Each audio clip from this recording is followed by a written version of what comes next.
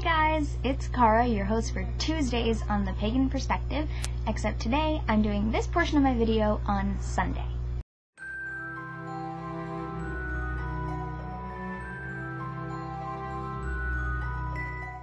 I am heading back to school from my Thanksgiving break, and I'm gonna do my entire video on tools and what they mean to me and which ones I use and what's important and stuff like that later on and post it for Tuesday.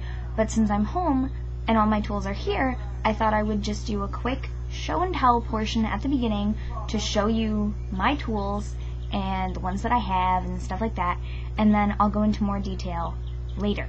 So, for right now, first, since I'm wearing it, it's right here, is my pagan prayer beads that my mom made me.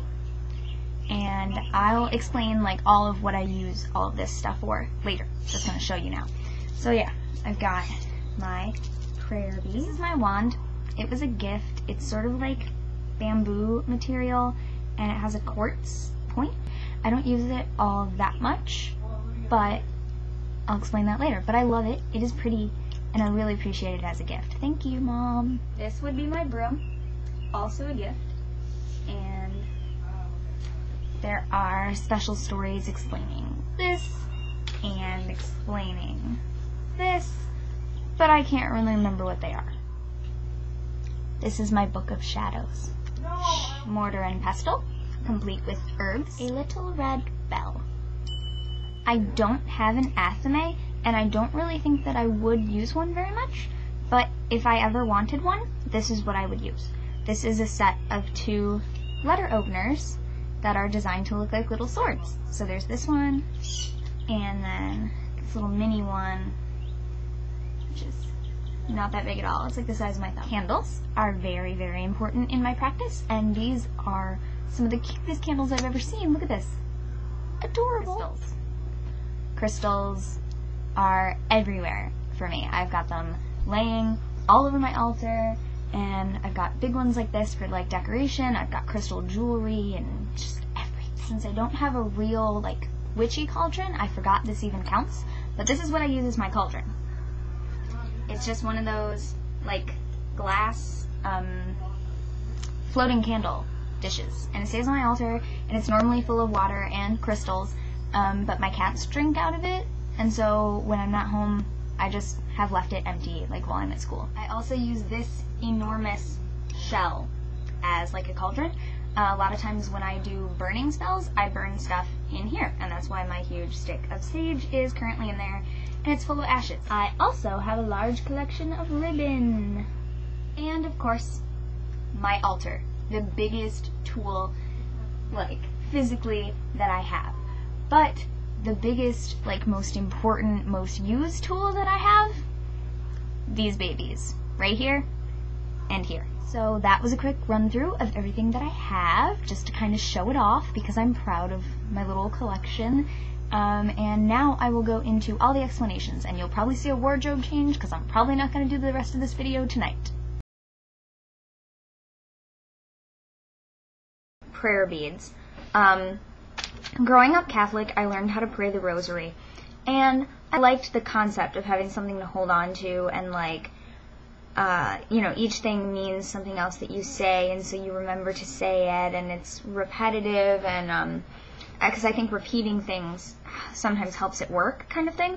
So I really liked the idea. So my mom got this book on pagan prayer beads, and she made my prayer beads for me using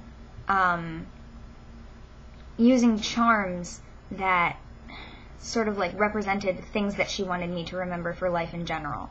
My wand represents the element of air to me, and also earth just because it's made of wood, but the item itself represents air to me, and I use that for focusing energy and intent and sort of like drawing energy into myself through the quartz point. I use that as a focus.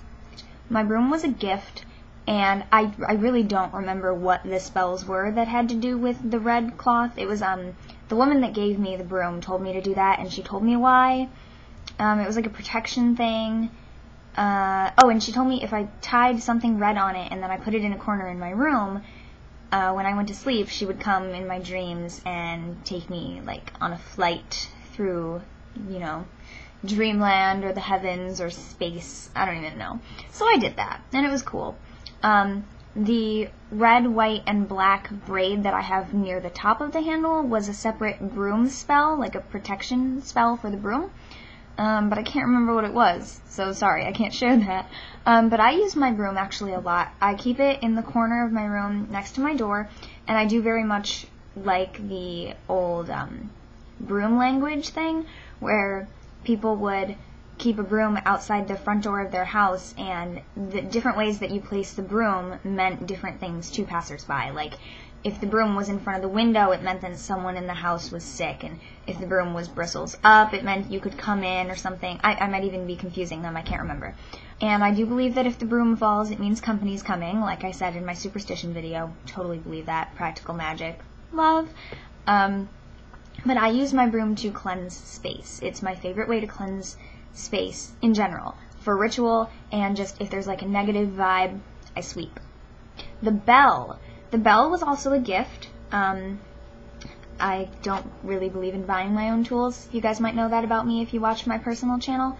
But the bell was a gift from someone who knew that I wanted it. We came across it in an antique shop, and I just fell in love with it. It was so cute. It's just like little and red and adorable.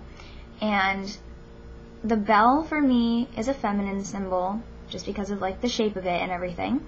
And I also use it to cleanse space, because noise is a great way to cleanse space, and bells are so pretty. So I use that to cleanse space a lot, especially if I don't want to do something as big as getting out the broom. It's easier to just ring a bell. Like I said, I don't have an athame. That would be next. I do not have an athame, and I pronounce it athame.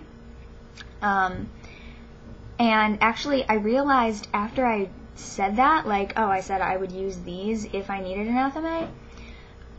I can't really, because I've already cut stuff with them, and I very, very much believe that if you cut anything physically with an athame, you shouldn't use it for ritual. To me, it is obviously a phallic symbol, so it represents the male and the god.